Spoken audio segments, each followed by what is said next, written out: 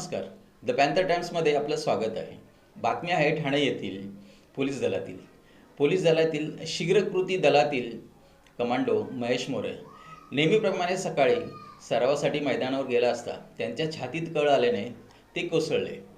सहकाऱ्यांनी त्यांना कळवा येथील छत्रपती शिवाजी महाराज हॉस्पिटलमध्ये दाखल केले असता त्यांना मृत घोषित केले. कमांडो महेश मोरे यांनी याच मैदानामध्ये लेखी आणि मैदानी परीक्षा देऊन पोलीस भरतीत पास झाले होते आणि याच मैदानावर त्यांनी अखेरचा श्वास घेतला.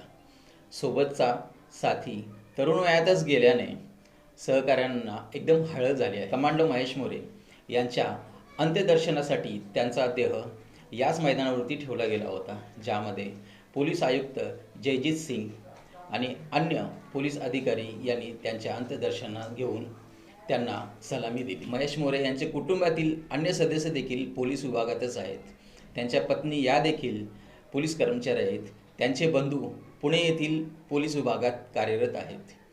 तरुण वयातच गेलेले महेश मोरे यांच्याबद्दल संपूर्ण सहकाऱ्यांमध्ये हळहळ व्यक्त केली जाते.